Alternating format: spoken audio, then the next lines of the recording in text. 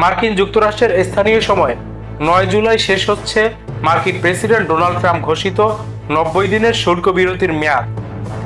তবে বিষয়টি নিয়ে বৈশ্বিক বিনিয়োগকারীরা খুব একটা উদ্বিগ্ন নন, বরং তারা ধরেই নিচ্ছেন শুল্ক নিয়ে নানা দেদুল্যমান অবস্থার কারণে বড় কোনো অপ্রত্যাশিত পরিবর্তন এখনোই আসবে না।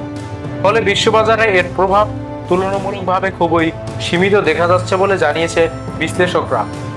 গত 2রা এপ্রিল লিবারেশন ডে উপলক্ষে ট্রাম্প যে নতুন শুল্ক পরিকল্পনা ঘোষণা করেছিলেন তার অংশ হিসেবে 12টি দেশের কাছে শুল্ক হার সংক্রান্ত প্রথম চিঠি পাঠানোর কথা রয়েছে। তবে এত গুরুত্বপূর্ণ একটি পদক্ষেপ সামনে থাকলেও বিনিয়োগকারীদের মধ্যে বড় ধরনের কোনো প্রতিক্রিয়া দেখা যাচ্ছে না।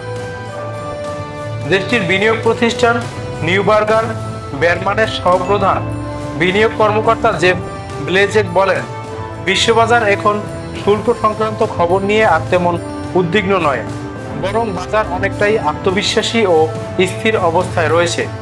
ট্রাম্পের সময়সীমা নিয়ে অবস্থান খুব একটা কঠোর নয়, তাই বড় কোনো চমক না এলে বাজার ব্যবস্থায় অস্থিরতা তৈরি হওয়ার আশঙ্কা কম। সম্প্রতি ট্রাম্প জানিয়েছেন শুল্ক হার 70% পর্যন্ত বাড়তে পারে, যা আগের ঘোষিত 10 থেকে 15% সীমার তুলনায় অনেক বেশি। এই শুল্ক কার্যকর হতে পারে আগামী 1 আগস্ট থেকে। তবে এমন ঘটনাও বিশ্ববাজারে বড় ধরনের কোনো প্রভাব ফেলেনি। শুল্ক নিয়ে যুক্তরাষ্ট্র এ পর্যন্ত কেবল যুক্তরাজ্যের সঙ্গে একটি সীমিত বাণিজ্য চুক্তি করতে পেরেছে এবং ভিয়েতনামের সঙ্গে একটি প্রাথমিক সমঝোতায় পৌঁছেছে। তবে ভারতের সঙ্গে যে চুক্তির আশা করা হচ্ছিল তা এখনো হয়নি। জাপানের সঙ্গেও আলোচনা খুব একটা এগোয়নি। ইউরোপীয় ইউনিয়নের সঙ্গে চলমান আলোচনা স্থবির হয়ে পড়েছে। তবু বৈশ্বিক শেয়ার বাজার চাঙ্গা রয়েছে। 2রা এপ্রিলের পর থেকে বিশ্ব শেয়ার বাজারের 11% প্রবৃদ্ধি হয়েছে।